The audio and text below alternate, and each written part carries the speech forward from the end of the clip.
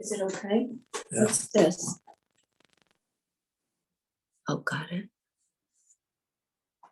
There you go.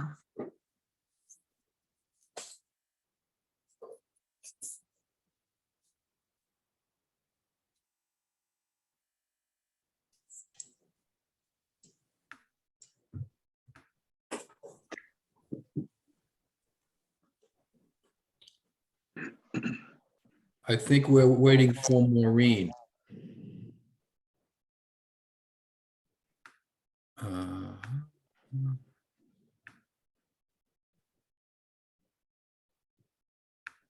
Let me see if she is coming on. Hang on.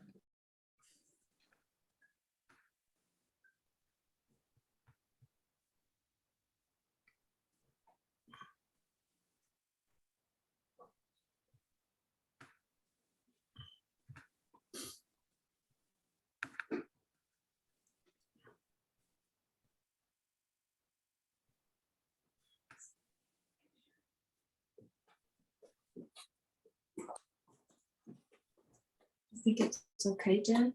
I don't know. No one's talking. Maureen's here, Tom. Oh, okay. Are you on, Maureen?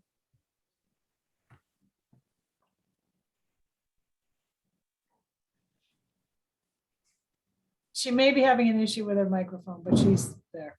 Okay. So we can get started and we'll call the meeting to order. And is there a motion to approve the minutes from the last meeting? So moved. Second,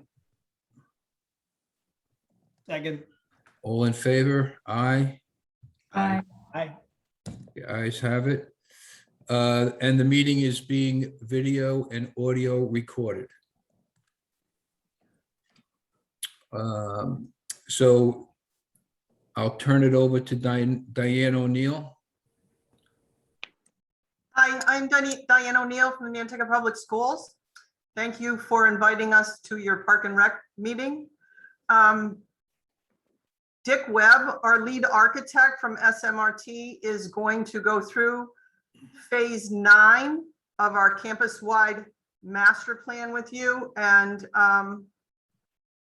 we worked for years on this. Mr. Kozer was a part of it. Now Beth Hallett is a part of it. But here we are today, and we appreciate you're taking the time to hear us through. Dick? Well, thank you. It's Tom. Thank you very much. And what you have to say is very important because, as you know, there's a Parks and Rec plan in place. So for the benefit of the people of Nantucket, we want to make sure that it's seamless and can be articulated properly. So why don't you just get started? Thank you, Tom. I just want to confirm, can everyone hear me? I was having a little microphone issues earlier. Everybody's good? Okay, thank you very much. And Maureen, I think everyone has the slide deck. Are you driving the presentation here of the slide deck?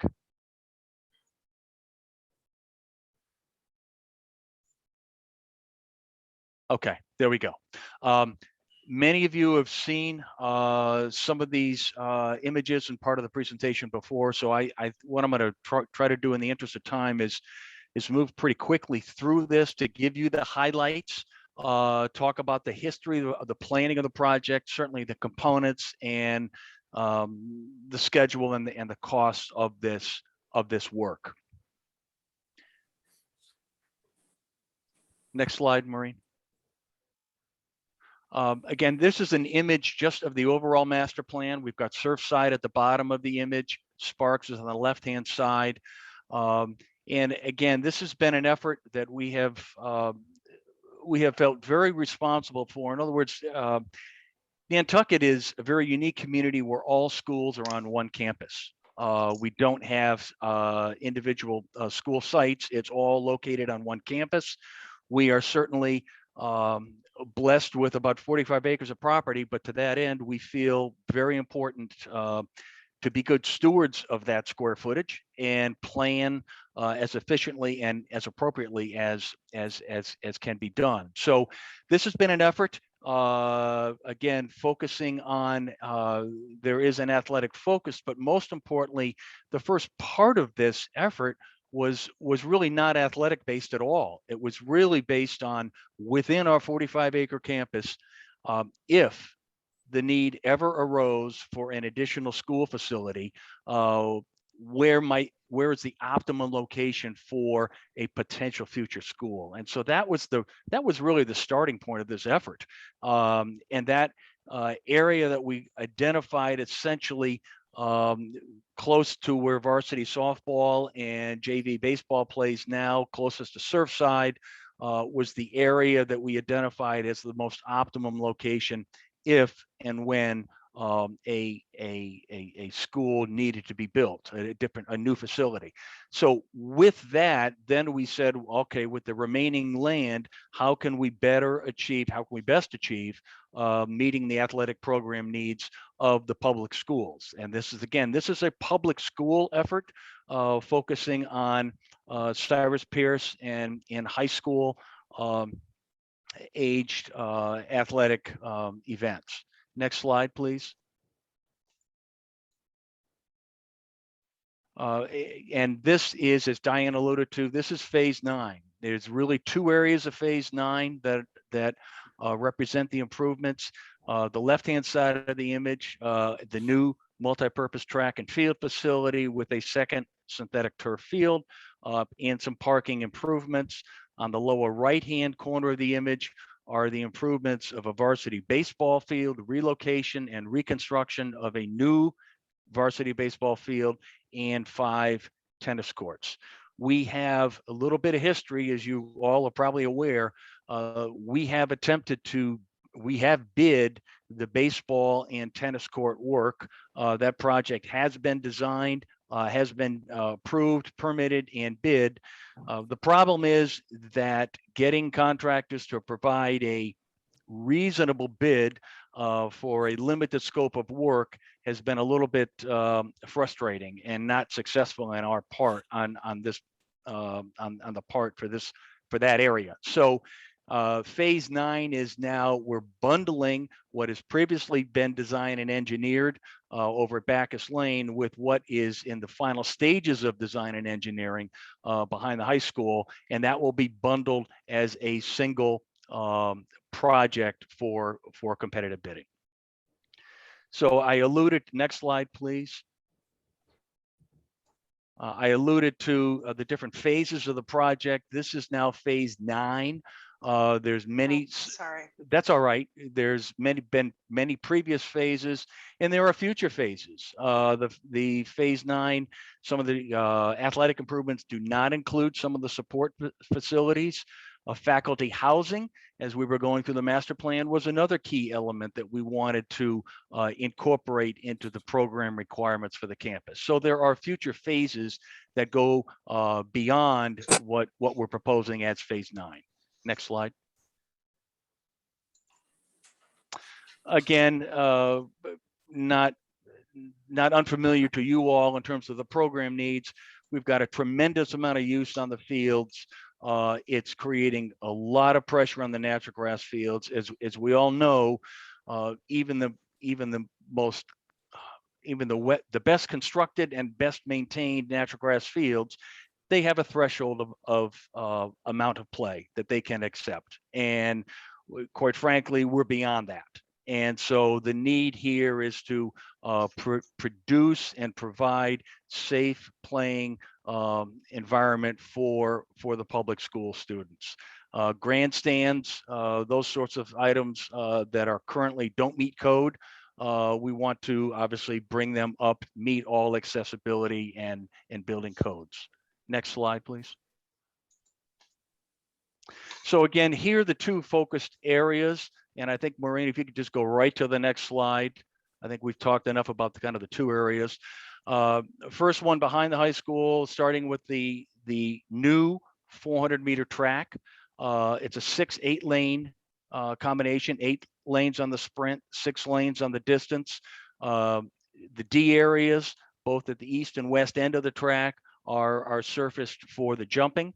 The proposed synthetic turf field inside of this unequal quadrant track will provide the ability for multi-sport play in terms of it can support football, soccer at 210 feet in width, lacrosse, and field hockey. Primarily, in discussions with the athletic department, they're anticipating to continue the primary uses of this field to be football and lacrosse, but again, dimensionally, it can support other sports. The field is proposed to be lighted, essentially maintaining the 30-foot candle level, but new poles, new fixtures, most importantly, dramatically improving the quality of the lighting, not necessarily the foot candle level. I should point out that the track is a key component of this project. Right now, we have, to the best of our research, we are the last public high school in the Commonwealth who has a cinder track.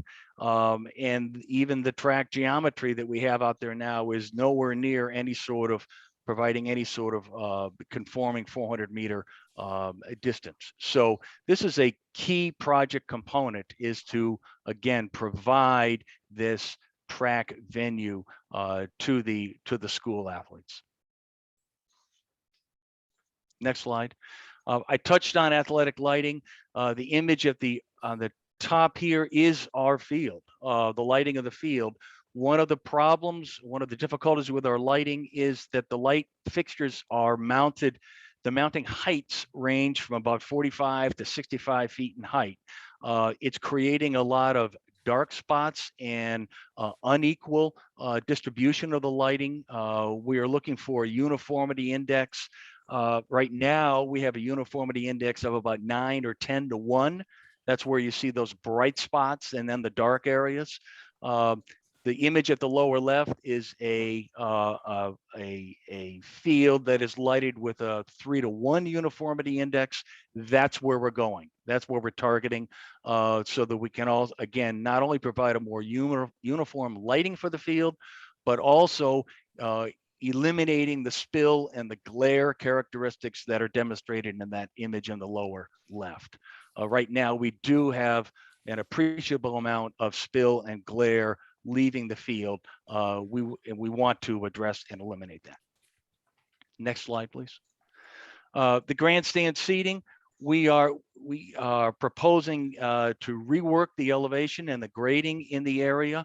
On the home side of the, or on the straightaway side of the track and field, accentuate the grading, prepare or provide an increased capacity grandstand system. Currently, we have about 600 seats. The proposal is to go just under about 980 seats. But the configuration is a top and bottom loaded system, where we have accessibility at the lower rows and also accessibility at the upper rows, at the top level of the grandstand.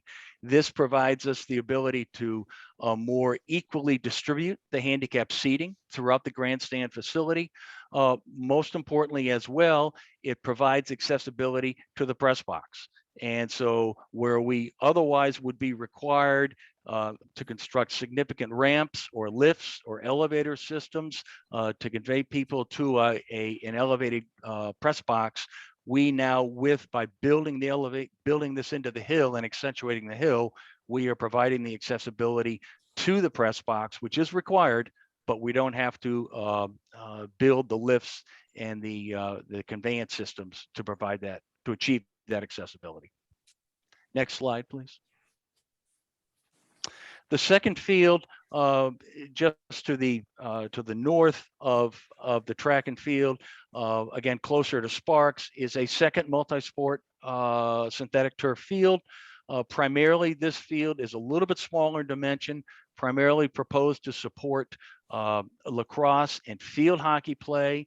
To that end, those sports are sports where the teams line up on the same side of the field. So we're proposing the players and teams on the Sparks Avenue side of the field, viewing areas closer to the parking and the central core of the area. This field is not proposed to be lighted.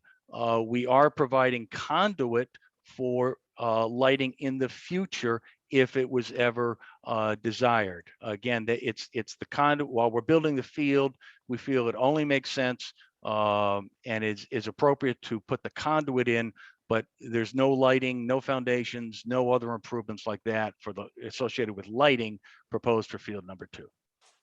Next slide, please. Just want to talk a little bit about synthetic turf. Again, what we're proposing is a turf system with a woven backing, similar to the Greenfields product. We are proposing shock attenuation pads underneath both fields, and with that, an organic infill, a Brock infill material. We are not proposing the use of SBR rubber, which again has which addresses some of the concerns regarding plastics and that sort of thing.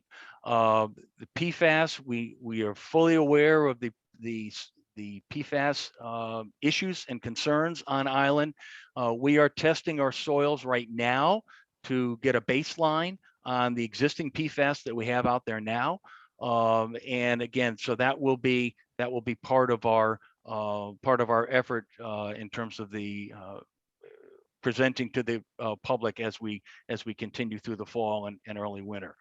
The woven backing is important. We certainly understand the need to recycle the turf system. So we will be. We certainly anticipate these turf systems. That this system that we're proposing is a really high quality turf. A lot of the turf industry, the standard warranty is 8 years. This turf has a 10-year warranty. It has an extended life compared to some of the other turf systems that are out there.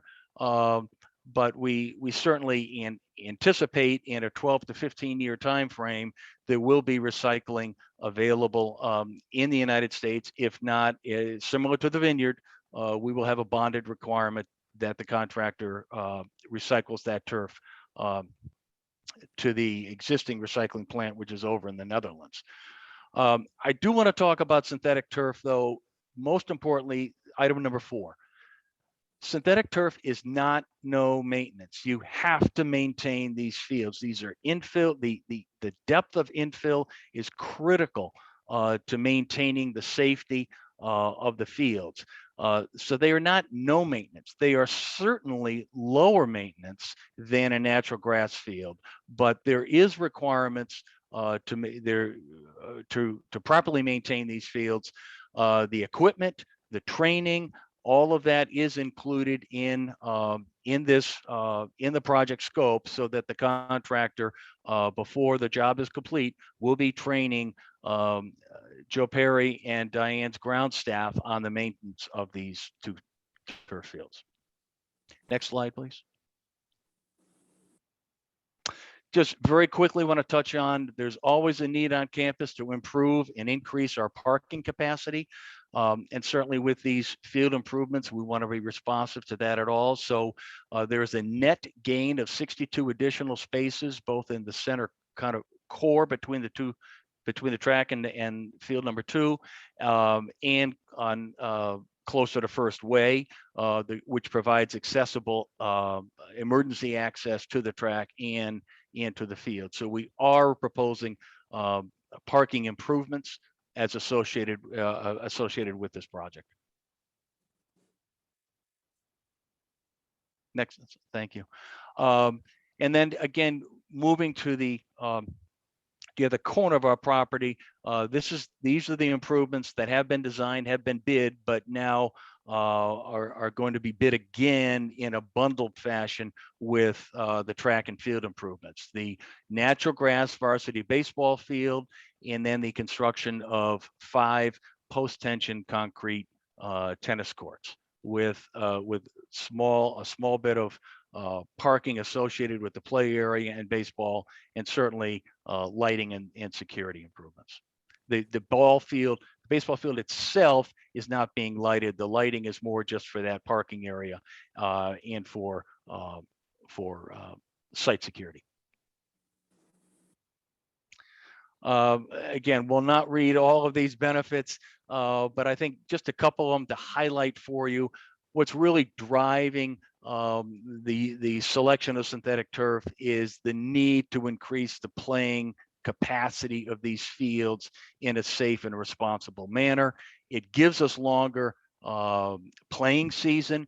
We're trying to bring our track and grandstand venue into code compliance, and to have a functioning 400-meter track that then can support a track program, and certainly don't want to not talk about not only the physical but the social and educational benefits of safe outdoor physical education spaces. Next slide, please. Overall project costs, and these are, again, we are in final engineering now, so these are not bid numbers yet, but the total project cost is estimated project cost, which includes all the soft costs, design, engineering, contingencies, escalation, formal inspection, is $17.5 million. The current funding of 1.1, the request to the town at ATM 22 is for $16,400,000. Next slide, please. And again, schedule. We are actively designing and engineering the final bid documents right now. We anticipate completion of that in December. The schedule is to bid the project in January and February of this year, this coming year, 22, so that when we are at town meeting on May 2nd of this next year, we are not, it is not an estimate number, it is a formal bid number, with obviously, with an approval at ATM 22, we have the election process. And the hope would that construction would begin immediately in July of this summer, extend into the fall, and finish in the spring of 23. Next slide. I think that's really it. So I can really open it up for any discussion that folks have at this time. Tom, can I just mention something? Yes, of course. Okay, so one of the reasons why I asked the school to come to your meeting is to discuss, and this was brought up at the select board meeting when this project was reviewed, is there any, maybe the answer is no, but we all need to understand it, any opportunity for community use of any of these school fields in light of the expense and in light of the Park and Rec master plan and the need to probably reconfigure what is going to happen in Tom Nevers in light of sea level rise projections and possibly the reconfiguration of fields at the Delta area because of potential DPW facility going there.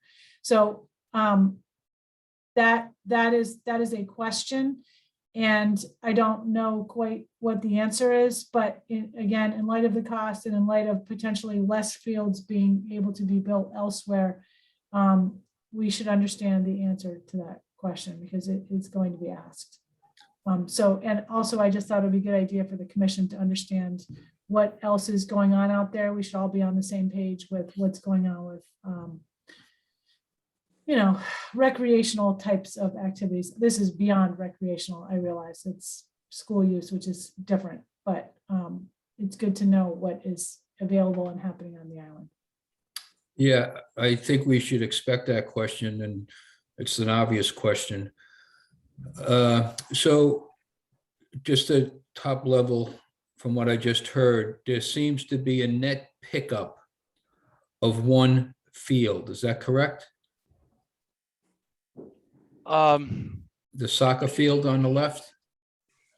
Well, no, there's really, Tom, there's currently what we have out there is we have the cinder track, we have the baseball, soccer, lacrosse field, and then we have the varsity, we have football and lacrosse field in board of the cinder track, we have the baseball field with overlapping field hockey play on the field closest to Sparks Avenue.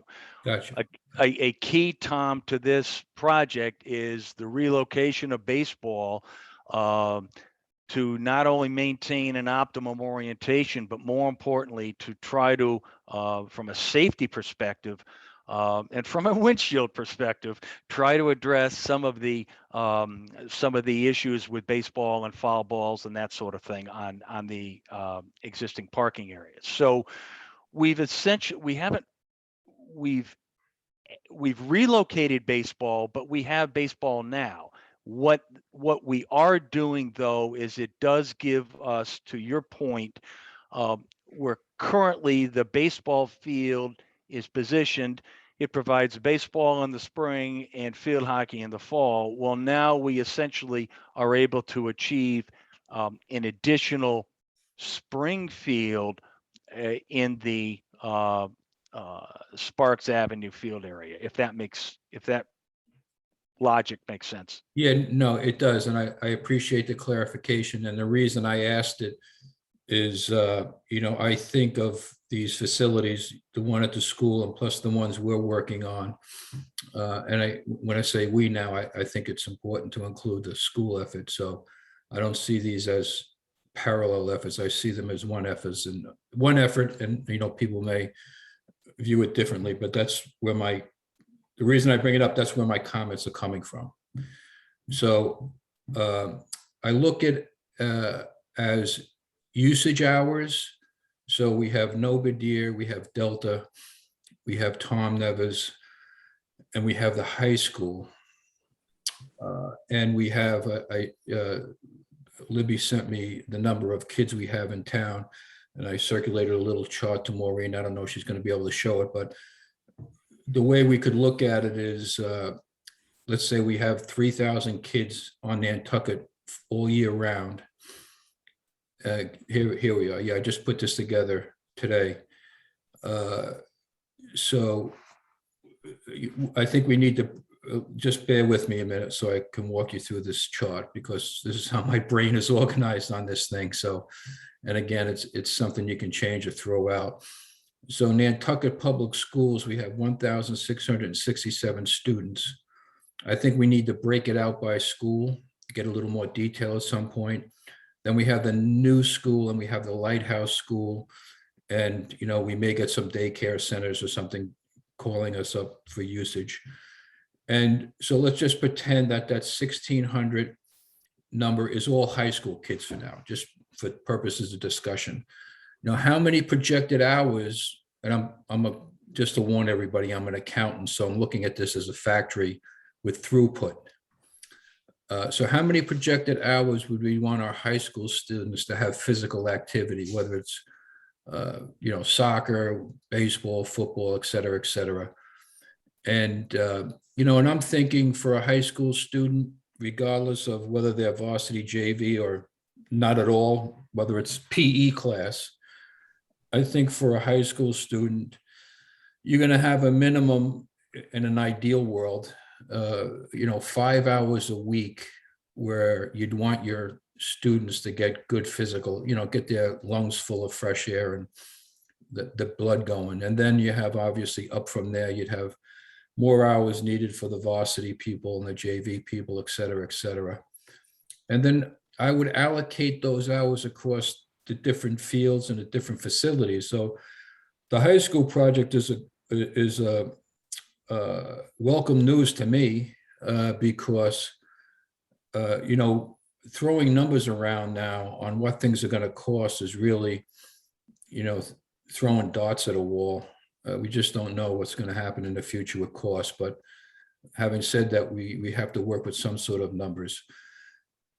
So we have to figure out, in my opinion, how many kids we have to service, what sports they're interested in, the degree of interest, and what we expected the kids to, and what the parents would expect us to provide for their children to get a minimum amount of exercise in, from basically, the time they can walk till the time they graduate from high school.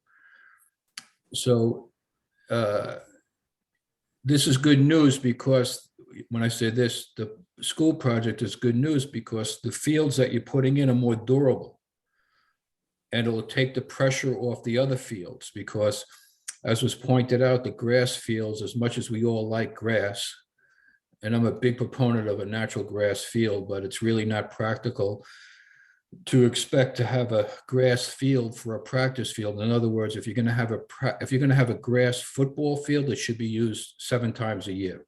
That's it for games, home games, or 6 times a year, and that's it, no more. But that's really not practical. Now in Novadear, I think we're going to end up with 2 grass fields. And again, if it was up to me, if I was a czar of sports on Nantucket, I would only let those grass fields be used for soccer games. And you could probably do that because if we adding and I'm making this next comment, assuming that the school committee will allow Nantucket children only, in other words, all year-round residents who have their children in one of the schools I enumerate listed out here, use the facilities at the high school. So otherwise, you're just going to have a nice new facility all beat up. That way, the money savings would come in. And again, we're going to get into a discussion about Tom Nevis and what's going out there with the erosion, where we may not need 3 soccer fields at Tom Nevis. Maybe just 1 soccer field, which we already have. I can get into that later, how I think that should be laid out and see if people agree with me. But to make a long story short, the way you can save money, in my opinion, is to integrate these 2 projects. I think the taxpayers of the island would appreciate it because the Tom Nevis, I think is, not Tom Nevis, but the master plan was 28 million. And what's your plan up to? Well, the ask, Tom, at for ATM 22 is 16.4 million. Okay, so we're at 28, 38, we're pushing 50 million. Yeah. And Okay. I think the one comment I would like to make when I talked about the starting points of this campus master plan, how we wanted to make sure we had the appropriate and optimum location for a new school, if that was ever needed on campus. We also spent a lot of time with the athletic department in understanding the program needs for middle school and high school athletics, along with phys ed needs for the elementary aged children. So there was before pen went to paper, we had a lot of discussions regarding the athletic program requirements of all the students on that campus, and that was a critical starting point, so that this master plan essentially responded to the anticipated program needs of the students. Right. And so for my own thinking, I just want to confirm what you said earlier, and we all know all the public school children and teenagers are located on one campus, basically, correct?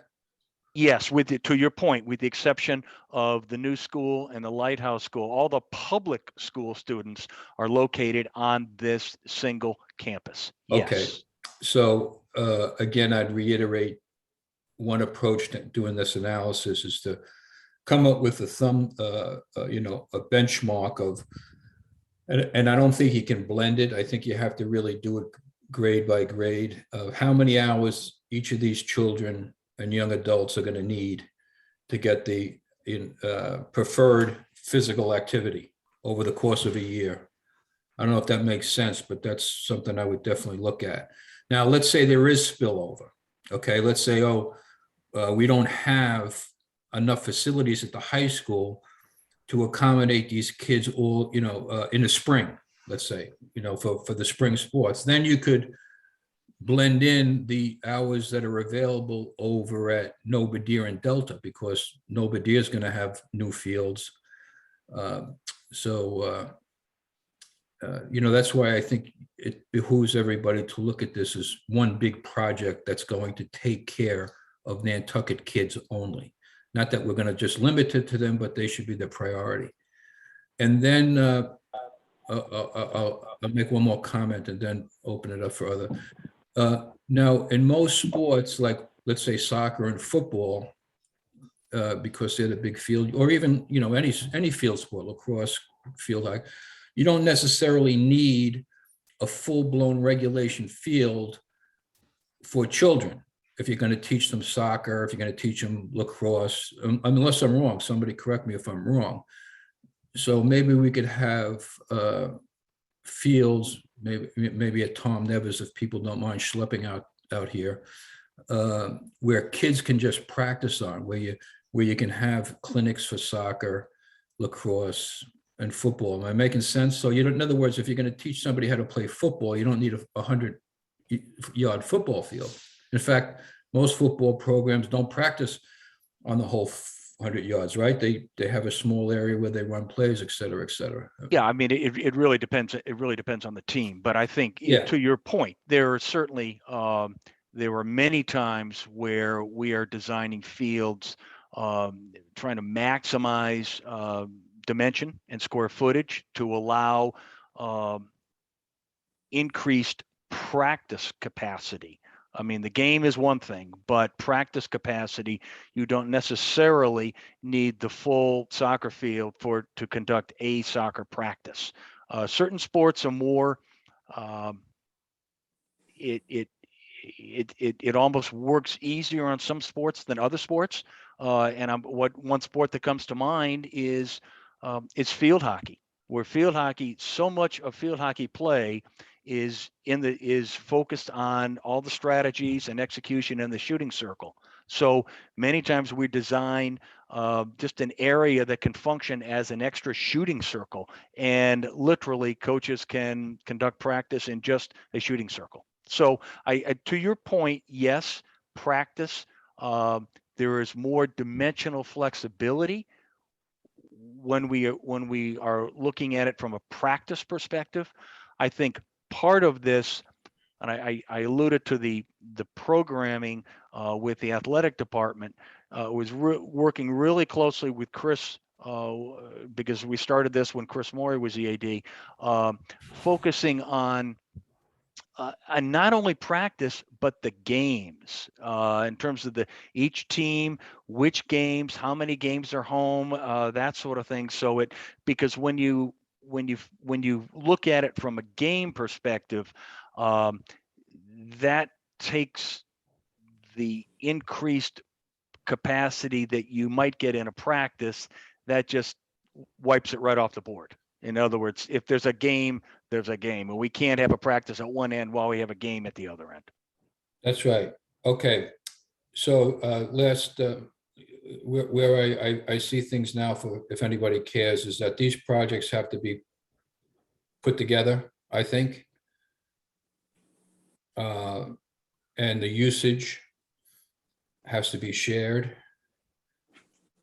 That's my opinion. And obviously it's going to take a lot more discussion and input, because these numbers are huge. We're at 50 million and we haven't really started yet. And we're in a time where costs are just going through the roof. So having said that, if somebody else wants to pipe in, go ahead, speak up.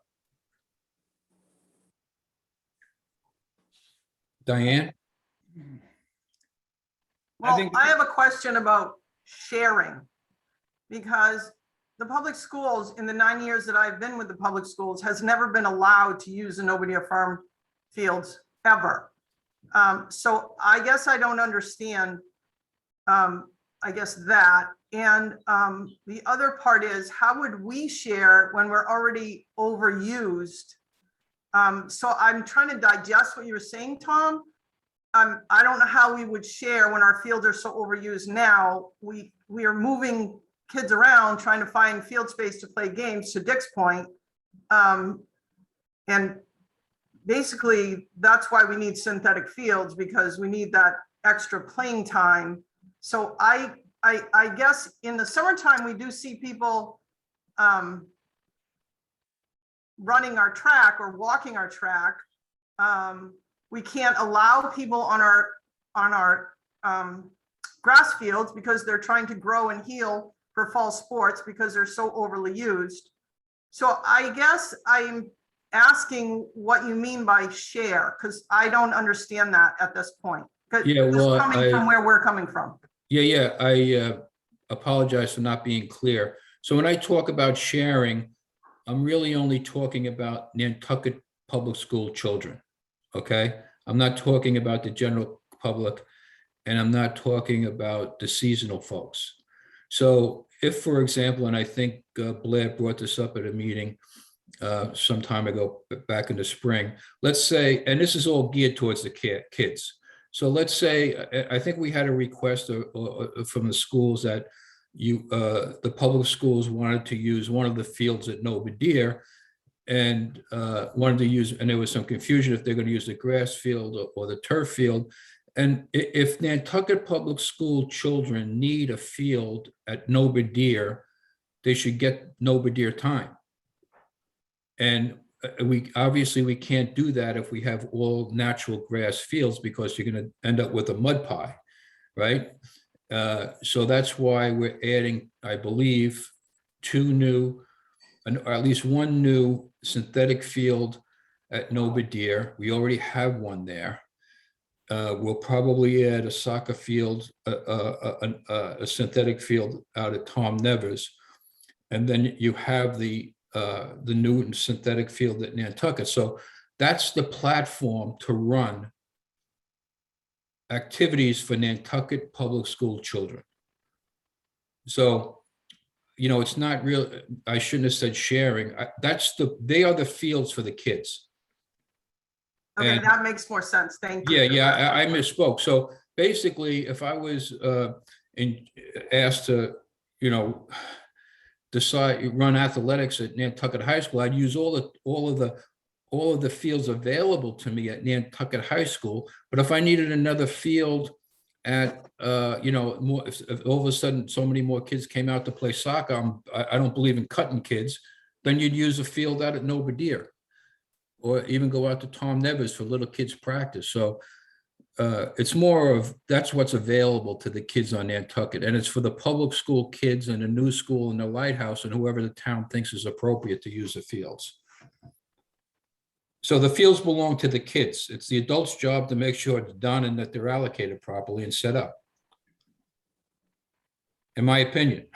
And then in the summer, if the town decides that we should let the adults that, you know, every town, when you go to, as you know, if you live in the town all year round, you get a permit, you get a ticket, whatever you want to call it, put it on your car, keep it in your wallet. And if you want to go down and walk around the track at the high school, you have to show that you're a year-round resident. And if you're not a year-round resident, you pay 2 or 3 times more if that's what the town decides, if the availability is there. But these facilities are for the kids. And then you have one master programming plan. Thank you for clarifying, Tom. Yeah, well, it was my fault, sorry.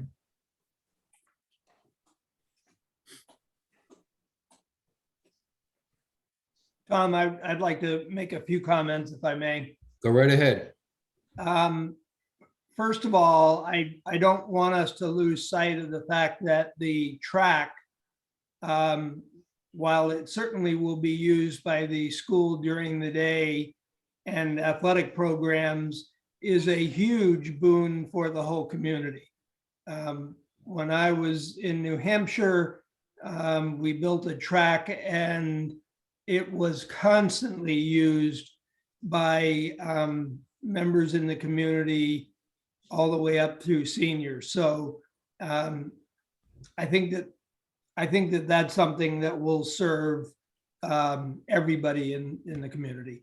The Nobadir, the second point is that the Nobadir fields are being used the way that you're talking about, Tom, because for some of the younger children, they have small-sided fields. They're able to configure soccer fields that are 120 by 65 and some that are 50 by 60 and some that are 40 by 40. So they're I think that that's what you were saying, and that is presently being done at the Nobodere Fields, including the field that is turf. They have 2 games going across the field at the same time. So there is a lot of that. And just to reiterate, I think what Dick was saying, there are no more fields being created by this plan. There are 2 fields replacing 2 fields. So any additional time is garnered by lights on a field and being able to invite students to use the fields after the school practices or games are over. Now, to Libby's point last meeting, there might be an opportunity, a savings in equipment that would be used for the new high school field, synthetic turf, and the Nobodere field. I say that with 90% certainty, and I'd look to Dick to verify that. But some of the equipment that needs to be purchased can get pretty expensive. So that's all. Yeah, and that's why I put, again, it's just the way I'm trained and I look at the world. That's why I looked at projected hours, because you'll see as it plays out. And what I like about the plan at the high school is that you're putting in 2 more durable fields and you're putting in better lighting. So obviously, I mean, we can't keep the lights on to 10 o'clock at night, but you'll be able to keep them on later at night. And I think at Tom Nevis is an opportunity, if people in the town don't mind driving a little bit, to have practice fields out there for the little ones. But we can explore that as we go down get into the project. But the other thing that I would just add is I'm not sure that I would necessarily agree with putting both projects together, making an over 50 million. I would be worried that both projects will go down. And I'm not sure. We should investigate that and the economy of scale, if there is any, in doing that. But I'd be very concerned. I think it's a better strategy for us to be staggering these projects, as I'm sure Libby and Brian meet and talk about, so that we are adding debt when we've retired debt on other projects around town. Because I know that we're going to be going up against, sewers and a lot of other projects around the community. So I would defer to Brian and Libby about how best to pay for this. yeah, as would I agree with that. And I think the point I was trying to make, and I probably didn't do it well, is that the cost obviously is people are going to ask the same questions, but just in terms of sequencing hourly usage. So I'm seeing a pickup in hourly usage in this school plan, which is a good thing for Nantucket school children, as we'll have an increase in potential hourly uses with the others. But I don't want to get too deep into the weeds tonight, but I agree with what you're saying. I don't believe in short funding projects. So I'm all about savings, but I'm not going to short fund something like this. Tom, this is Dick. If I could just add one more comment to the discussion about costs. The committee is very sensitive and aware of the costs of the project vis-a-vis how it impacts the town and how the town has other needs as well that are bona fide needs, which is why the committee elected to focus on the fields and focus on the components that are directly and most directly supporting the students. And my point is, the plan does not include team rooms and other support facilities that at one point in the plan really are planned, but they're not included. They're not bundled in this package. Because as we were working with our professional cost estimators, their recommendation to us with everything that we are all dealing with COVID is to bid this project as soon as possible because pricing is not going down. And so that's why the intent here is we are finishing engineering in the month of December. We intend to bid. The intent right now is to bid this work in January of 22, with a sense of urgency, not only because the fields need it, but we're trying to get this out to bid as soon as we can to keep the numbers as low as possible. Yeah, I think you should go. I'm not saying this project should go forward, and the sooner you get a bid, the better, and the sooner you get it built, the better. It's very well laid out. The only thing I think you might be missing it, and I don't even know if you're missing it, but is there any sitting area for the baseball and tennis courts? I mean, if where are the bleachers for the baseball field? Tom, there are some areas for some baseball, for viewing of baseball, primarily on the third base line. And there are specifically in the tennis court areas, there are spots for viewing of tennis. So yes, there certainly is not as robust a spectator seating program as we have at the football and track facility, but there are areas for seating. Yes. And just to nitpick one more time, are there restroom areas out near the baseball field and the tennis courts, or do they have to go into the school? There are no permanent restroom facilities out there proposed as this. So I think the restrooms might be the Porta-John solution for a while, but there is nothing proposed at this point in terms of a permanent restroom facility. Okay. The committee has looked at, again, different approaches to restrooms with some of these precast type of structures, and that's not inconceivable that in the future one of those structures might be able to be located down in the, I'll say, in the baseball tennis area. So again, these are some of the program components that we in the committee are very aware of, but are unfortunately looking at them in more of, I'll characterize it, Tom, as a phase 10 project, not what this is as phase 9. Yeah, just as long as you have the room to do it in the future, because you're Totally. also going to need room for equipment out there. Yes. Yeah, there is room behind the grandstand or behind the backstop area and the bleacher area there that can accommodate all of those needs. Yes. Okay, does anyone else have any questions or comments? Tom, Gene Bollinger, I do. Could I offer a couple of observations, Absolutely. please? So I'm with Weston Sampson, and we completed on your behalf the Parks and Rec master plan that you've been making reference to. Thank you, Dick, for the presentation on the school master plan. Extremely helpful.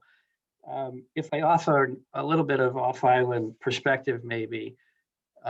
We're involved in the sports and rec realm in Eastern Massachusetts on a daily basis. We're working in lots of different communities as diverse as Wayland, Weston, Manchester by the Sea, Hingham, Barnstable, Canton, so on and so forth. And I think you folks are doing exactly the right thing. It's essential to have a conversation like this so that on the community side, sports and recreation, you have a complete understanding of what's happening on the school side from the sports and recreation perspective. And I think this is where you were headed. My suggestion, and it sounds like Dick has done a lot of this legwork, but is to establish a matrix for the use of these new sports and recreation facilities at the high school to understand how they're being programmed and to identify, in fact, if there are any windows of opportunity, be it a weekend, be it an evening, be it 1 day a week, 2 days a week, where a facility could be made use of on the town sports and recreation side of the equation. We did a similar matrix for your facilities at Nobadir and Delta and Tom Nevers. And that's what identified a deficit of multi-purpose rectangular shaped fields. So when you're investing this kind of money, the town should be looking for opportunities to, in fact, share facilities that fall under different jurisdictions, meaning the school department in this case, meaning the Parks and Recreation Committee, on the other hand, while still giving a priority to school activities, school sports programming on their campus. So I really fully endorse this conversation.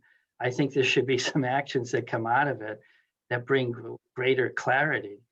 And this is fascinating to us to hear about the plans for the high school campus because it might allow a little bit of different thinking in regard to the master plans that were developed for those 3 properties that fall under your jurisdiction. So I just wanted to offer that at this point. Well, thank you very much. It's important comments. Nobody wants to duplicate efforts. That's why, Maureen, can you put that slide up that I put together, that work in progress? I don't know if you can do that real quick. Yeah, so let me speak as an accountant here, guys, and I apologize, but the key is projected hours of use. The great thing about Nantucket is that all of our kids are captive on one campus. And all of those kids, most of them, I assume, are here all year round. So, you know, in an ideal situation, what I worked on in Boston, when I was working with, you know, back in the day, volunteer, we wanted to try to program every kid's summer, every kid's hour during the school year. So let's say little Johnny or little Jane, you know, we have to get them 5 hours a week of activity. They're in 8th or 9th grade. Where are we going to put them? What field are they going to go to? What sport they're going to play in, et cetera, et cetera, et cetera. And that task, because we live on Nantucket, is made much easier because we have a finite amount of land and nobody's going anywhere. So I think that's something we can work on in the future to make sure that we address all the points that have been aptly made during this conversation. But does anyone else want to make comments?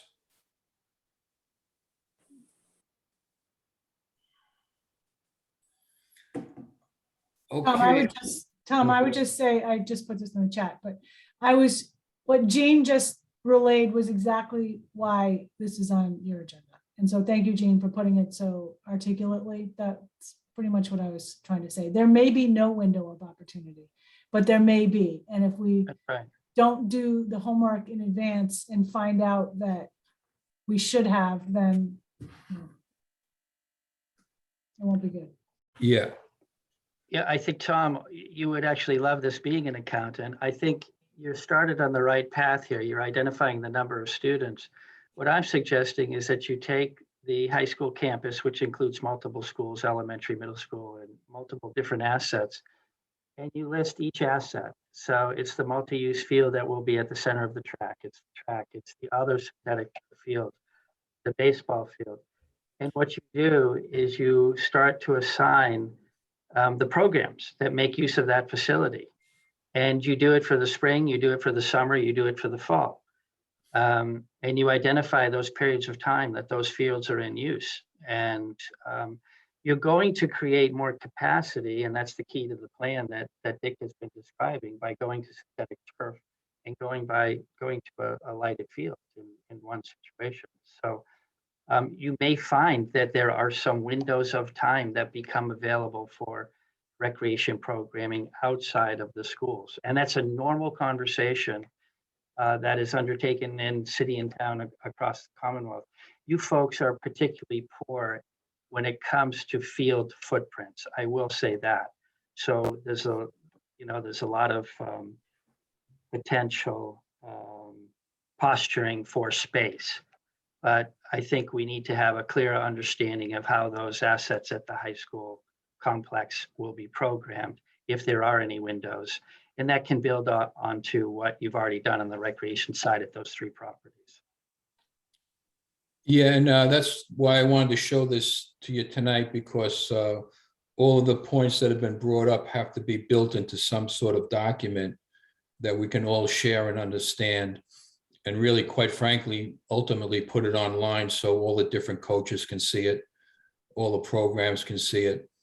But the way I look at it, and I think Diane brought it to the fore, is that we have to look after 1,667 kids plus 150 plus 100. They come first. There's no 2 different entities competing against one another to make sure that those kids are serviced 100%. So it's all one big program for the kids, Diane.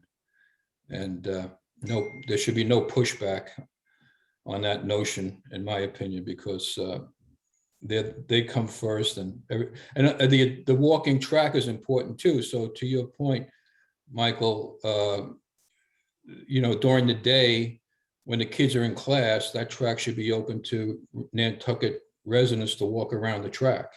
And if everybody has a permit, like a sticker, they should be able to use it anytime they want. So that's important. And also, we could have walking trails, since you mentioned it, between Nobadeer and Delta, really make those nice nature walking tracks for folks as well.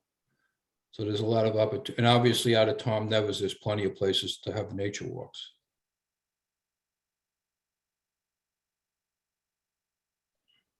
Any other comments? Now, Dick, do you need us to make a motion tonight or vote on something, or is this just for our information? Tom, I believe this was really for the committee's information. And I think the dialogue has been very, very beneficial. And yes, the hope would be is perhaps there are windows of time that can be used. Some of the fields can be used differently. But I think I think what I do want to characterize as we had those programming discussions with Chris Morey to begin the project, the critical need and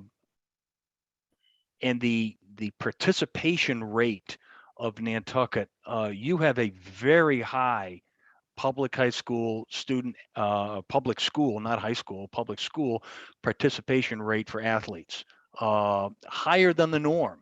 And that's a good thing, but it's putting so much pressure on these fields that I think at one comment as we were going through the programming discussion with Chris, he was like, I wish we had 65-acre campus, not 45 acres, because we could use it. And it's like, but we have to work with what we have. So I think that's our attempt here. We've got a lot of program need in these spaces. We can certainly look at if there's any windows of time. Michael, to your point, yes, there could be some efficiencies with some equipment in terms of from a maintenance perspective. But Tom, back to your point, no, I don't think, and Diane, I'll defer to you. I don't think it's a vote or anything. It's really more just starting the sharing with you our plan and our schedule, because again, the intent is to bid it here in a couple of 3 months. Dick and Tom, Tom, no, there's no vote needed. I think the discussion, as Jean had sort of mentioned is an essential one to have. And I think what we'd like to get from the school is this matrix of use that was described. And we could compare it with the matrix of use that's in the parks master plan to determine, where there might be continuing deficits or overlaps or even surpluses that could be, maybe the school could use Delta or Novadear if there's, a time when a field is down for resting or whatever, and it isn't being used by a sports club or something like that. But I think if we had, it sounds like you guys might have this matrix based on your information that Dick, you were just describing. So Yeah, I'm not sure it's in the form of Gene's matrix, but yeah, I mean, there was a lot of program discussion, Libby, that we had with Chris, and I think it is important though now to reconfirm with Travis, the AD, the new AD, reconfirm some of those program requirements, and then we could, I'm sure, put it in a format that that could merge Gene with what you've done.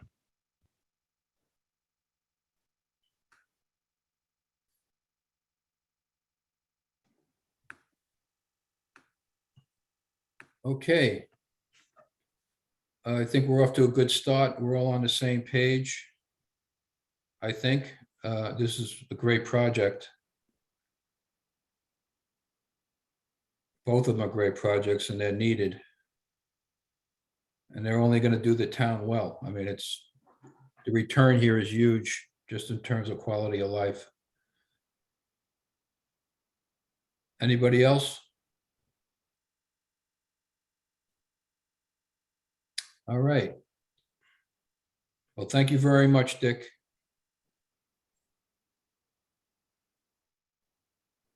You're on mute. Dick, you're on mute.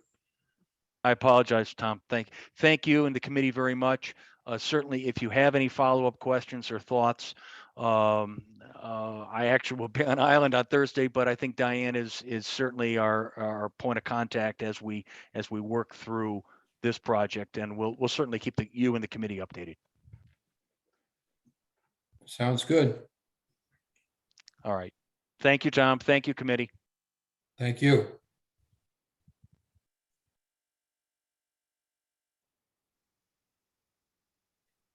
Okay.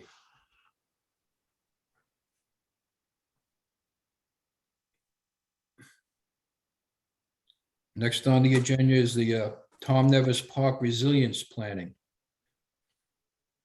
So Tom, after the parks master plan was issued and endorsed by Park and Rec, some FEMA sea level rise projections came out. I don't know if I'm using the correct phrasing there, but those projections were a bit alarming as to Tom Nevers and what's in the plan for that area.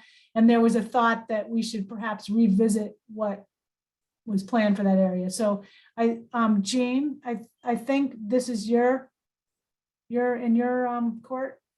Vince Or- Murphy is on.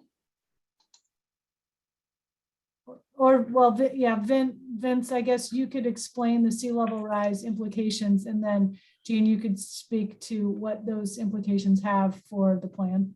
Sure. Thank you. Hi everyone. I hope everyone can hear me properly. I'm Vince. I'm the Coast Resilience Coordinator. I spoke to this commission when we were doing the some of the fact finding and background research for the Coast Resilience Plan. I think I spoke here last January. So just kind of a bit of background. Libby's covered part of this already, but they're in my notes. So I'm just kind of going to fully cover the plan as best I can. Maureen, if you could go down to slide 100, just down to, this kind of gives the best idea. So the Coast Resilience Plan was required to look at all existing plans and to work in concert with existing plans. This included working with the Parks and Recreation Master Plan that was completed in 2020. In late November 2020, Nantucket was the first community in the country to get an erosion hazard map. That's the term Libby was searching for. This was incorporated into the CRP, but arrived too late to be incorporated into the Parks and Recreation Master Plan. So we can see here, there's 3 timelines to this. There's the purple line for 2030, a red line for where erosion might go in 2050, and a yellow line for where erosion might end up in 2100. So if Maureen, I could ask you to go down to slide 106. When the CRP project team looked at the Parks and Recreation Master Plan with the new info on erosion, they identified an issue with some facilities and improvements proposed for the Tom Nevers area in the 2030 and 2050 erosion zones. I think it's down to 106, Maureen. Please.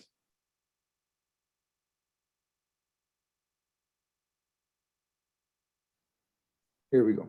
So this is an overlay of the erosion on the proposed facilities. And you can see that between now and 2030, so to speak, there are some walking facilities and pathways and tracks and re-landscaped lawn areas and grass areas that will be at risk. But in the longer term, for out to 2030, to 2050, there are some much more significant facilities that would be in a danger zone. To deal with these just to give everyone an idea, there's the CRP is available in a draft format. It's not something that it's been on the CRP website for about 3 weeks, and the project team have come up with the idea of developing a dune system in front of this area to provide some resilience, to work in concert with this existing plan and not to disrupt this existing plan too much. They also had some wording in the draft CRP about potentially revisiting the idea of what might be feasible in this area in the long term. So when we look at the Dune Enhancement, they just suggested as a project.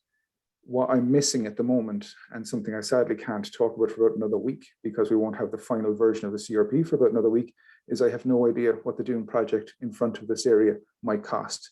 This day next week, Tuesday, 26th of October, I'm expecting the final version or the final draft of the CRP, and that will hopefully have a costing for this proposed project in it. And that will give an idea of how viable it might be. That's about the main stance I can provide on it at the moment, outlining the risk.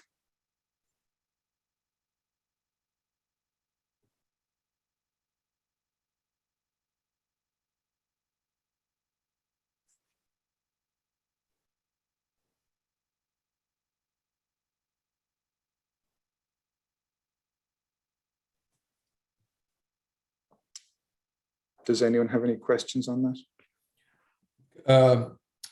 So could you go back to the slide with the lines on it? You know, the erosion lines, go back, yeah. Okay. So correct me if I'm wrong, guys. But, and I'm just talking conceptually, phase 1, just to be clear, for Tom Nevers is the dotted lines I'm looking at, right? The dotted lines. That's phase 1. The pink, the purple dotted lines. That's correct, Tom. Okay, so I live out here, so I'm very intimate with the area.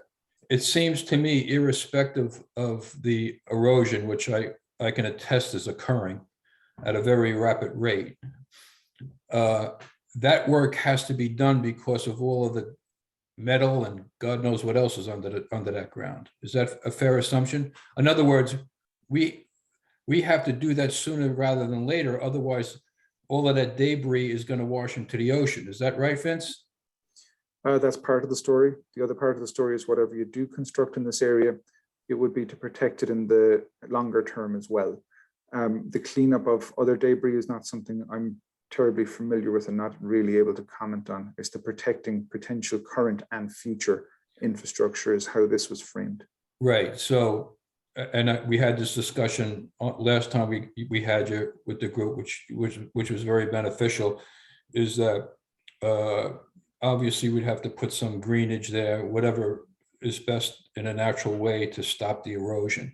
But that has to get done. That stuff is, all of that stuff has to be removed sooner rather than later.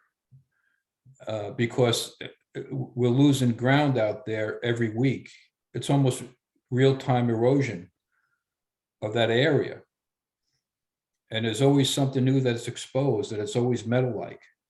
And I don't even know if they got rid of all the artillery shells. They were out there a couple of years ago going through it thoroughly. They were going underwater and everything, but you know, there still may be some artillery shells out there.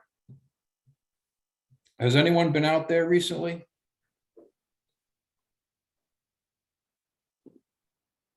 I was out there over the summer, Tom. Yeah, In fact, the last time I was out there, I think was with you. yeah. Maybe one other time very shortly after that. There is a lot of debris where in the area where you're talking about. And I think that when there's a storm or an event that causes some additional exposure in the bluff there, more and more is exposed. And we had talked over a year ago, maybe going on more like 3 years ago, how to get at removal of those items. And it's obviously difficult because the more you pull out of there, the more collapse there's going to be. And how far do you go in? Yeah.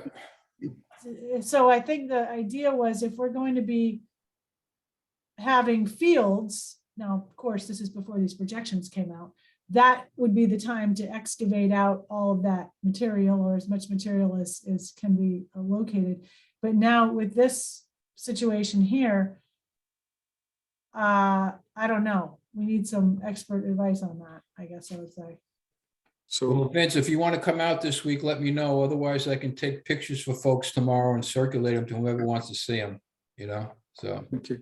So I've also been there fairly recently, last couple of weeks, and it's quite a dynamic area.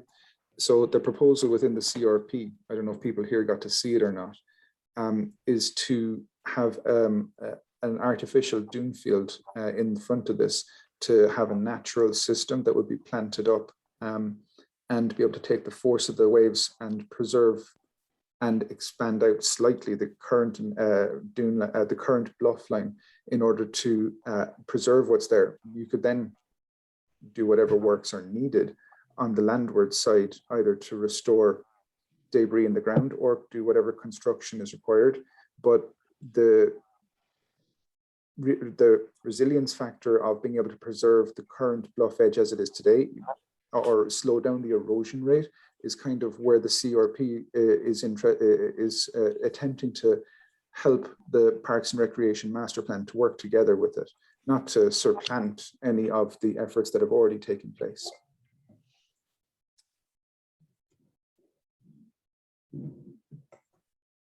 Does anyone have any questions or comments? Hi, Tom, it's Gene again. Because we did become pretty familiar with this property. It has been a couple of years. It's actually pre-COVID since the last time we were at this site. We did go out there with some town staff. We observed the old building remnants and other debris that is becoming exposed, right, at that interface between the park and the water front and the beach front. And it is unstable, to your point, and I suspect a lot of soil and even debris has been lost in the 2 years since. You know, our thinking at the time, when you look at this diagram, is that the lower investments, you know, the passive areas, the meadow areas, the meandering pathways, were the ones that were going to interface between park and beachfront.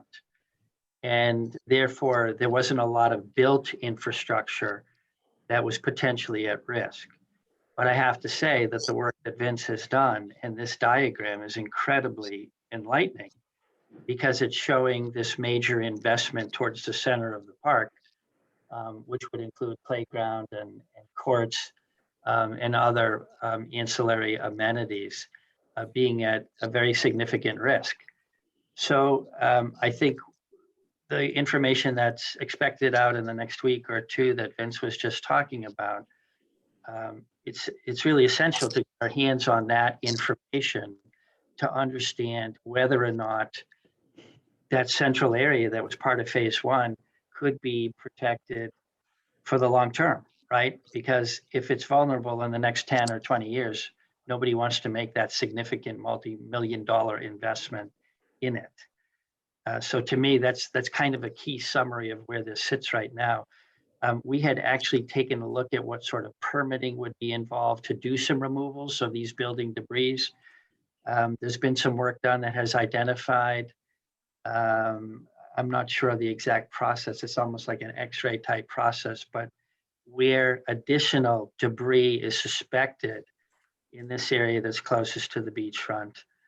And there's some diagrams to that effect that are in hand. So all that information I'm happy to share with at appropriate time.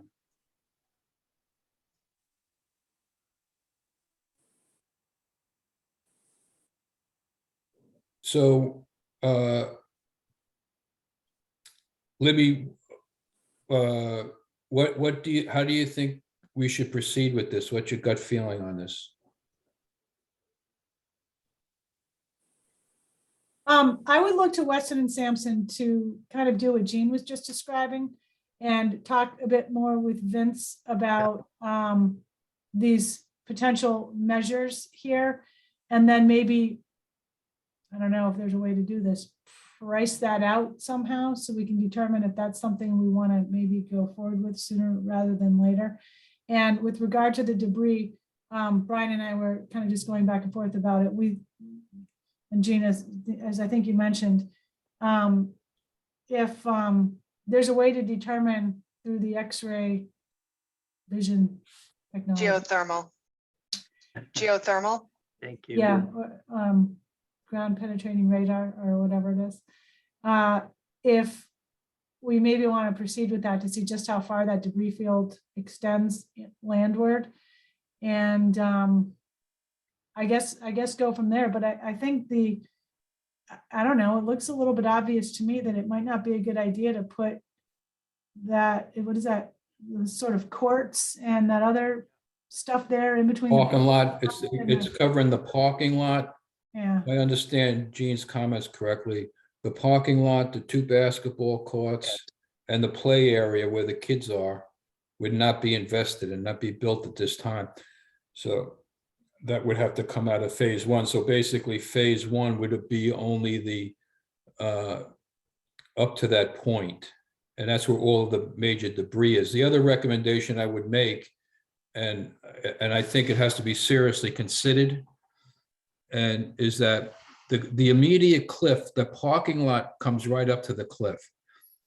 And a lot of people like to drive close to the cliff to look out over the water. I think you have to condemn that area. I really do. And I'm not an expert on geology but I think there's a certain area that buttresses the cliff that has to be condemned. And the fence that, in my opinion, is not adequate. It's not a criticism of anybody. It's just that the terrain out there is changing so quickly that somebody could be standing on the cliff with their car. The kids go out there at night and like to look out over the water, as does everybody. Who doesn't, right? It's a beautiful view. So somebody, I think, if anyone on the calls from DPW tonight, if they're DPW people, they can, and Gene, I think, Vince rather, I think you should go out and take a look yourself. And, maybe we should put a permanent fence 10 feet at least, maybe even 20 feet from the cliff. So I would recommend that we get, Gene, I don't know if you were suggesting that Weston and Sampson should come out and make a visit here, but perhaps, and then take a look at that area too and see what you might recommend there. And maybe those court sorts of things there, basketball or whatever that is, maybe that gets moved. And as is recommended in the Arcadis report, maybe something more passive goes there instead, and something gets moved back. But that's, I think, where we want Weston and Sampson to take a look at the Coastal Resiliency Plan recommendations, Arcadis recommendations, and just give this whole thing a little bit more thought. and come back with some recommendations. Tom, I see that Mary Longacre has her hand up. She's the chair of Coastal Resiliency Advisory Committee. Yeah, go right ahead. Go ahead, Mary. Thank you. And for clarification, I am the chair of Coastal Resilience Advisory Committee and also a member of the Nantucket Planning and Economic Development Commission. However, I was asked to be here today on behalf of the Island Fair Committee. So I'm speaking from that lens specifically. And we noticed that in the approved Park and Rec plan, we're listed as a current programmed use for Tom Nevers Field, but we seem to have disappeared from the list of future activities. And we certainly hope that there would still be a home for the Island Fair at Tom Nevers Field. The other thing that gets a little bit tricky is the area that we currently use is kind of the southeast quadrant of that area. The most vulnerable to erosion. We were kind of told during development of the plan that that lawn area would be available for activities like the Island Fair. It is a pretty intensive short-term once a year use. We have to pound stakes in the ground. We have to put up tents. We have animals out there. We have events that require space. So I just wanted to make sure that we were still in your hearts and minds as you're considering options for the future. And if you can also stay in touch as you make plans for Tom Nevers Field, that would be appreciated. And I'd be happy to provide the Fair Committee's email address for that. So I'm speaking again, specifically on behalf of the Island Fair tonight. Thank you. Yeah, well, first of all, you're in everybody's hearts because we all love fairs, particularly in the fall. And we're working on a park partners list, Mary, which will include everybody. And the other thing that we all like about Tom Nevers is through just coincidence, there's a natural amphitheater out there. If you look at the bunker, how it faces down onto that open field, you could do all sorts of things out there for the kids. We actually had a theater group that we encouraged to go out and let the kids practice out there and even have plays out there in the summer. But you're not going to get lost in the mix, trust me. Thank you. And I'll just note, we use the bunker for storage currently. Well, that's good. Yeah. I mean, yeah, at some point, the other big opportunity is what's going on inside of that bunker. And, we can do a lot of good things out there. So, hopefully, I mean, quite frankly, if the water goes up to the yellow line, I'll be long gone by then, but Nantucket's going to have a very big problem if the water comes up to any one of those lines. Thank you. Could I just offer a quick comment, Tom? Go right ahead, Vince. Thank you. So just from the tenor of the conversation just now, I understand that it was roughly around retreat rather than protect the existing shoreline and try and maintain the existing shoreline. That is something that would be borne out most effectively through a benefit cost analysis that I'm happy to work with Jean Bollinger on, and just to be able to provide the raw numbers. So not to jump too quickly to retreat and jump away from protect. I would just recommend that maybe we look at which might be more cost effective and which would provide more longer term benefits than retreat or protect. I agree with that. I mean, hopefully none of this comes to reality. Hopefully it doesn't get any worse than it already is, but that I know it's going to get worse. I can see it every week, every time I come out. So, but I agree. Now, do we want to make a motion on this to the? Jack has his hand up. Go ahead, Jack. Yes. Just where that building is buried, the guy that buried that building worked for the DPW. He lives right in Tom Nevis. He could show you exactly where that building is. And he's the one that buried that several years ago. That's what's washing through the bank now. Okay. But so it should be very easy to. Thank you.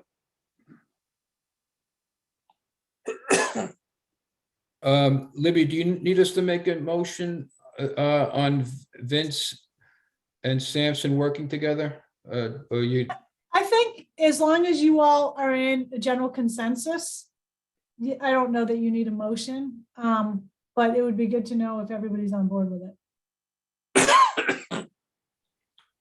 Okay, so I'll take a vote. I'd like to make a motion that Nantucket Parks and Recs have reviewed Vince Murphy's analysis, and we accept it, and that further study as soon as possible will be commenced. Anyone want to second that? Second. Second, All in favor? Aye. Aye. Anybody else? Aye. Okay, ayes have it. So yeah, please move forward as soon as possible, and I would really encourage somebody to come out and take a look at that cliff. Agreed. Tom, just one note for Mary. In the master plan, we did make reference to recurring approved community events that are hosted at Tom Nevers, and that included fairground space for the county fair. I don't see that we indicated that we should stop supporting the hosting of that, but I'll double check and look at it in more detail just to make sure. If I can respond, thank you, Jean. I appreciate that. What I wanted to note in particular is we're not compatible with an athletic field use. And we have to pound stakes in the ground and Understood. vehicles. So we need, clear space. And that's what's a little bit worrying is if the clear space disappears first and the rest of the space is programmed as athletic fields, there doesn't seem to be a home for us. Understood. Thank you. Yeah, and Mary, so to assuage your concerns, we've already been discussing, because the Dominican softball has a great program out there. So if you look to the, let's say the worst case scenario, the shoreline comes up to the red line. So those fields to the top right of the diagram may be left natural. So in a worst case scenario, there would be some area for that, but we're still looking at that. And, you should be on all of our meetings if you have the time, Mary, or somebody from your group. I'll remind you, I am chair of the Coastal Resilience Advisory Committee and a member of the Nantucket Planning and Economic Development Commission, and I have a few other hats, but I appreciate the invitation. I'll do my Well, we'll keep you informed. We'll keep you guys informed. So anyway, I don't want to keep everybody here. It's an hour and a half in. Does anybody have any other questions or comments? Or Vince?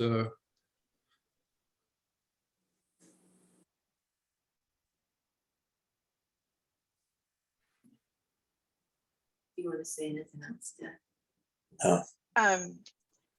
Tom, there's actually, DPW is Oh, on good.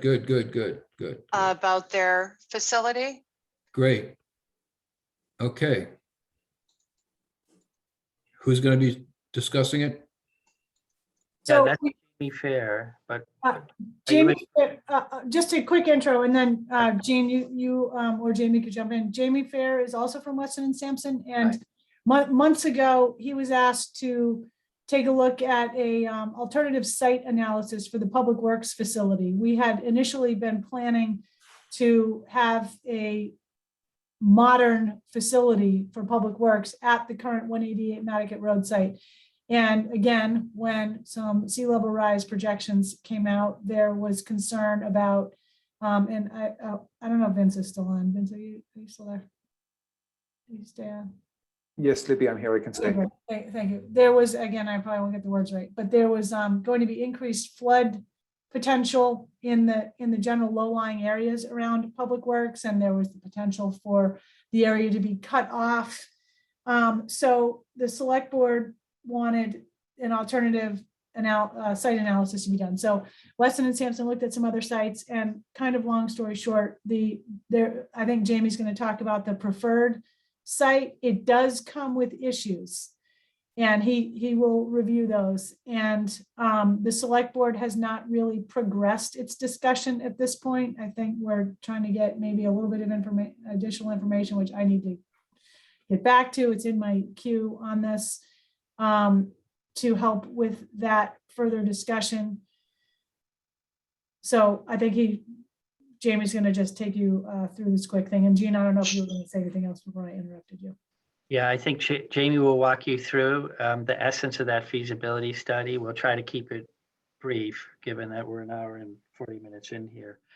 And of course, it has impacts on sports and recreation, doesn't it? Because one of the sites considered is Delta Fields property. So, Jamie, do you want to walk through? Yeah, sure. And Slides? I'll jump ahead a little bit here, but Libby, as you indicated, we looked at the several different sites. So if you would scroll down to, let's see, it would be slide 116 of the PDF that I have of the packet, or slide 21. Yeah, right here. This shows the property that we are looking at. We're referring to it as the Nobadir and Delta Fields complex. This shows the existing conditions where number one would be where the proposed DPW would go. Number two would be a proposed housing area, followed by number three would be the Delta Fields expansion. And I'll show you what these look like just to give you a sense of how they overlay with the existing conditions. Four would be boat storage, and then five would be an expansion of the field area and that location. So if you then go to the next slide. I'm sorry to interrupt, Jamie, but as Sure. you're going to the next slide, I want to just mention that the housing and the boat storage, I think those are airport possible uses, correct? Yeah, I guess I'll say that this was really led primarily by Rob McNeil from an overall town program standpoint, where my focus was mostly DPW. So I don't know the exact details of maybe who is using the boats or the housing, but that would seem reasonable, Libby, to me, based on what I gathered from that. So just so the commission knows as well, this property, the Delta property, not the Nobadir property, is technically under the jurisdiction and control of the airport. And that's one of the issues I mentioned, that this property doesn't come without issues. We would have to enter into a license or lease agreement with them and pay rent at fair market value. That is an FAA requirement. And I believe they are having some discussions about housing for airport use, possibly public safety, but geared more towards airport. And there's been a need for, I guess, this boat storage or contractor storage types of things at the number 4 area. But, and I agree, Rob was kind of leading this without a lot of discussion that had been completely had with town admin at that point, although Ken Bogrand, I think, may have been a bit involved. So he may be able to shed some light on number 2 and number 4 also. Sorry, proceed. Right, sure. So, yeah, so we were primarily focused on area number 1 with DPW, but then, Rob had asked us to expand and add some ball fields, given the need in town. And so that's what we did. And Jean was involved and assisted with that. So that's why you see the expansion of the ball fields to the north and then further to the west. And so overall, this is what the complex would look like. And then if you go down to the next slide, it's a zoomed in version of the DPW. So this is a schematic layout of what the future build out of the DPW could look like. This was a full program where all aspects, all departments of the DPW were programmed into this. So it is a pretty large facility, larger than the initial concepts done several years ago.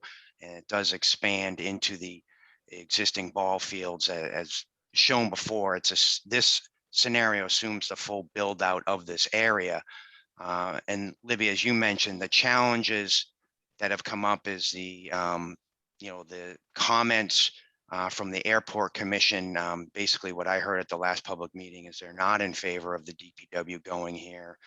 And so I think that's something that the town can work on. I think maybe internally, and Libby, we'd be happy to assist in any way we can to help with that process.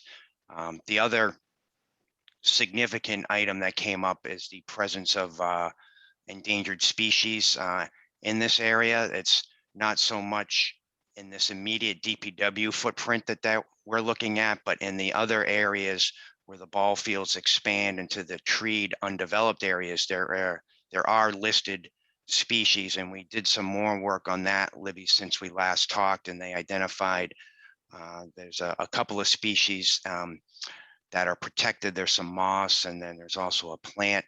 And so, you know, when we're ready, when the town's ready, and we're all sort of on the same page, we can have a meeting with the endangered species folks with the state to review the project and talk about maybe some high-level mitigation plans to kind of firm up how that would work before we, you know, really advance the design in a significant way. Jamie, if I could, if we could go back to the earlier plan that showed the two properties. Sure. Thanks very much. Just so that the Parks and Rec Committee has an understanding of what was programmed into this potentially from a sports and recreation perspective. You can see the Noverdeer property is on the left of the diagram. There are 3 existing field footprints out there at present, 1 synthetic, 2 natural. And this shows a 4th footprint that could be natural or could be synthetic potentially. And then across the street at a reimagined and reconfigured Delta Fields property, identified by the number 3, there was an opportunity to have 2 baseball footprints, 2 Little League, 2 softball footprints, 2 Little League baseball footprints, and another multi-purpose recreational field sort of on Noverdeer Farm Road on the edge of that property. If the DPW facility were to be built on that footprint and the Delta Fields would be constructed into partially developed area that's already Delta Fields, but partially wooded areas to the north that contain some of those restrictions that Jamie was describing. So that's what it looks like from a sports and recreation standpoint, and expanded parking on both sides of Noverdeer Farm Road, and the potential to connect with some meaningful trails. Tom, you were actually talking about that earlier in the meeting, like the concept of connecting the 2 sides of the street, 2 park assets with trail network. Yeah, I agree with everything you just said, and on the connectivity of the 2 facilities is obvious. And, you know, what we talked about at one of our meetings was either, you know, so parents don't have to jump in their car to go from one facility to the other. In the summer months, you could have a couple of golf carts out there and maybe have, you know, a hard stop on Noverdeer Road, so when they can cross safely. That's one thing you could do, and the walking trails can really be enhanced. But, you know, Libby, that's a natural site for a DPW place, because you'd have all your maintenance equipment for the fields right there. Right? That would be a benefit. Yeah, Jamie, can I just get a tiny bit of clarification from you? Did you say the airport is not in favor of the DPW facility going here? That's what I thought I heard, Libby, at the last public meeting that we had, that workshop with the select board. There was a person that threw up a lot of concerns about the public works facility going here. Okay, so I think what happened was that person is an airport commissioner. The last I knew, and I will double check this, between Rob and Ken Bogrand, they had attended an airport commission meeting in, I don't know, July perhaps, where they reported back to me that the airport was in favor, but we needed to understand that it would have to be rent paid at fair market value, which could get costly. And there were all these other things like the endangered species and, you know, how would things be configured and all of that. However, the airport individual, I think, was questioning what are the costs of having a full-blown DPW facility at this site versus what it would take to make it suitable for its current site. And I think you addressed that at that workshop meeting. And indicated that there would be, you know, you can just describe for them here briefly if you could about what that would take. But Tom, yes, I think this site was selected because of there's the field equipment issue, but also it's a central location for Right. DPW You're operation. right in the middle of the island. Yeah, I mean, there are a lot of benefits to it. It's also yet another cost but perhaps in the long term, it would be beneficial. Correct, Libby, and that's what our findings were, is, being centrally located, and there was discussion about the efficiency of having the ball fields there, making it easier to maintain those. And then, really more significantly too, is just the resilience aspect. The DPW location is near the water. It's projected to flood in the future, similar to what we were just seeing with Tom Nevers, and there'd be a significant level of effort needed to make that resilient over the long term, raising areas several feet or more, along with, raising roadways that run to the DPW facility in that location. So based on, all of those considerations, that's why we're looking at this location. Tom, may I ask a question? Yes. I had to step away for a minute, so I may have missed this. Are the fields that are shown as soccer fields, are they combination multi-use for lacrosse? Because I know the battles over the years between soccer and lacrosse. So has that been factored in? Are you asking me? I'm asking Gene, I think. Yeah. Okay. You know what? That's a great question. We were showing these in the sense that they could accommodate full-size soccer game, which is a pretty large footprint. But I think they would be intended as multi-use fields, and they could accommodate a host of uses that require soccer size or less. So that's a good question, Michael. And we should probably clarify that. From our perspective, at this point, intended to be multi-purpose. Yeah, absolutely. Or you'll get a rain of pointed questions. Thank you. Great point. Thank you.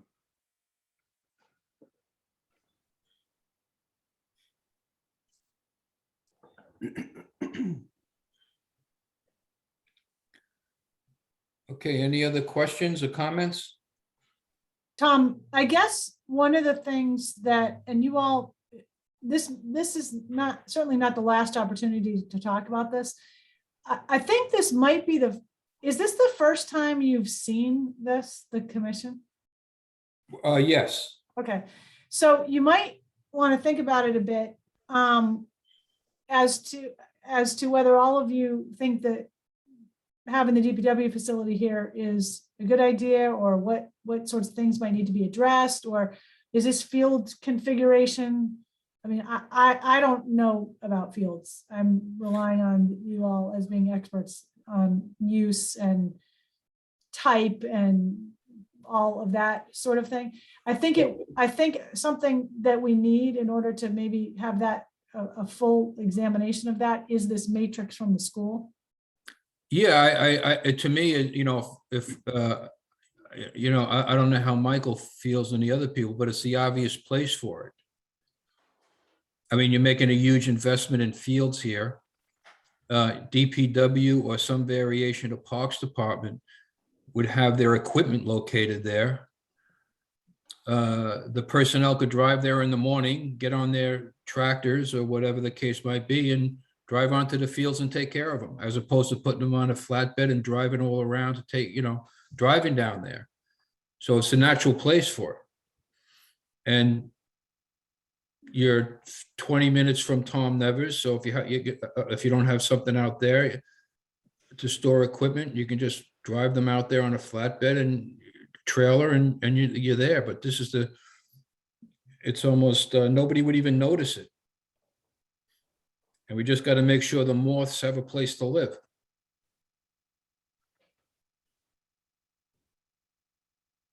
Question for Gene, I think. Are any of these additional fields turf? Recommended to be turf? So that obviously increases your programming opportunity, right, Libby? And I think it's a matter of understanding if there is any surplus of space that's yielded from the school project. Mhm. And as a, for instance, you know, a lot of times school communities not making use of facilities, you know, the entire weekend. And a lot of youth sports take place on weekends, you know, from Saturday morning at 8 until Sunday evening at 6. So I think that's really crucial. And then we can kind of dust off the matrix that we did Mhm. and the deficits that we identified relative to rectangular multi-use fields and have a better understanding of what would be most beneficial to the town. I think it's easy to say gaining a rectangular field across the street at Noberdier would be a big victory and reduce pressure on the existing footprints and allow better conditions to prevail. Mhm. But this seems to me, and maybe it's longer term and then maybe it's married to the DPW facility, but there's a great opportunity to get more out of this property. And I think at Delta Fields property, and this makes all the more sense in light of what we were just discussing at Tom Nevers and the climate change pressures that might reduce the amount of workable space we have for facilities there. So I'm just going to mention that we are starting to get some public feedback about turf fields. And Dick Okay. kind of mentioned it a little and was emphasizing that it's not, whatever you call that rubber, SBR, or whatever that stuff is. Because, you know, PFAS is a serious concern on the island. And I think he went into some detail on that when he gave this presentation to the select board. And I think pretty much said that PFAS in the materials of this sort of new type of turf field is minimal to none. I could be wrong on that. But we need to want to maybe follow kind of, I don't know, we're going to have some discussion about it because there may be some community concern, but I think it's the same reason they're choosing it, for the additional use it allows for. I don't know, Mike, do you have any thoughts about that? I believe that the intent is to have materials with no PFAS whatsoever. Mhm. I mean, every year since artificial turf came in, goodness, what, 70s, maybe 60s, they've improved the materials. And so I'm confident that they will use materials that are deemed safe and appropriate. Of course, what's safe and appropriate now, 20 years later, we may find out otherwise. I think that's always a challenge when you're using synthetics. But I think that they are very cognizant of this issue and want to make sure that they use the appropriate materials.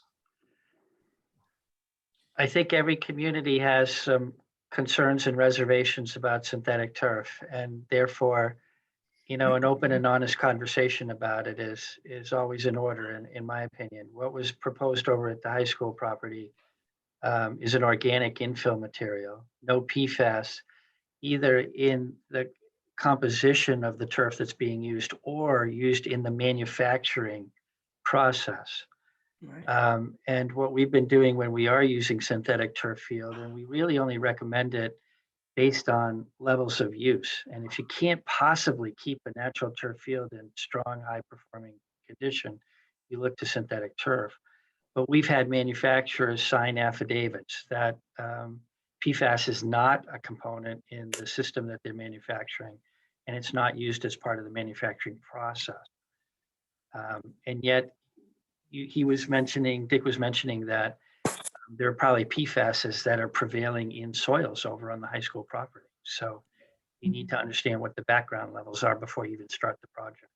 I think another thing to consider, or something that the schools have to consider, is the playability and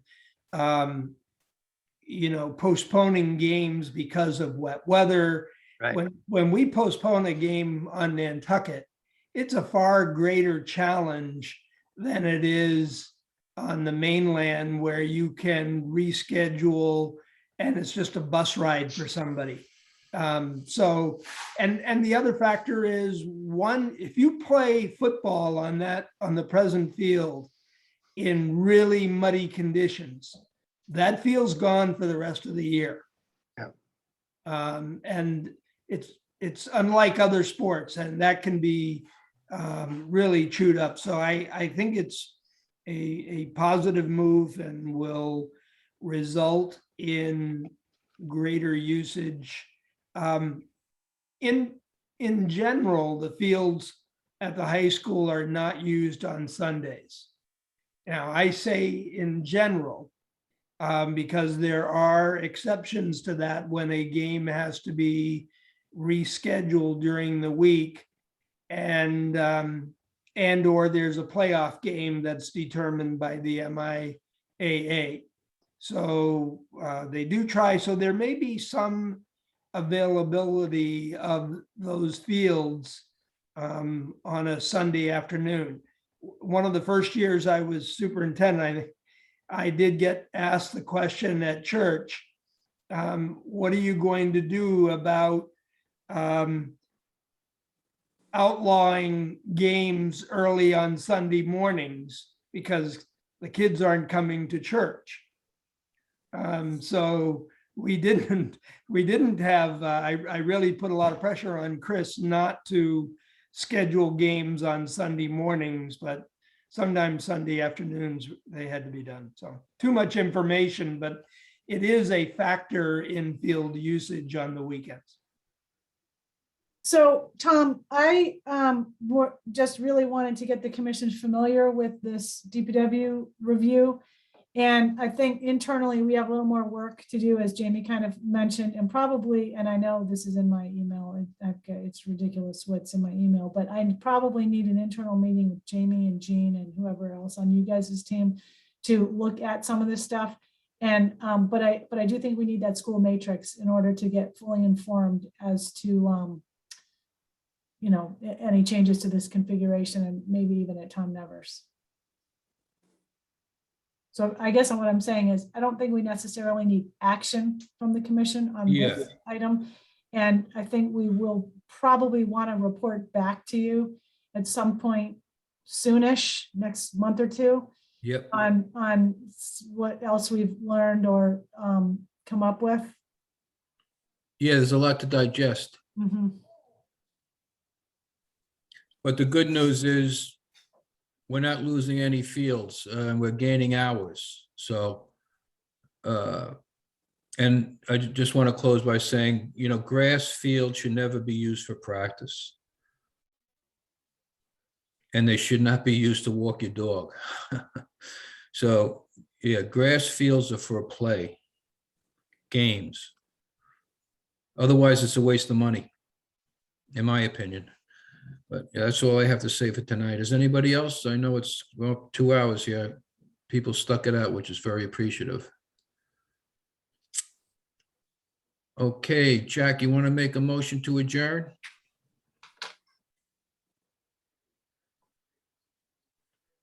So moved. I think you and I are the only ones. Who's left on the commission? Is anybody else? I'm here. I'm here. Oh, good, good. You guys are quiet. The newbies are quiet. They're going to pay for this.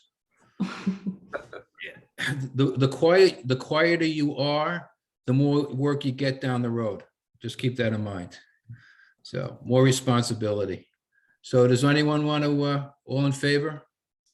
Aye. Aye. Okay. Aye. Great. Okay. Good night, everybody. Good night. Night. Aye. Thank you. Thank you. Night, everyone.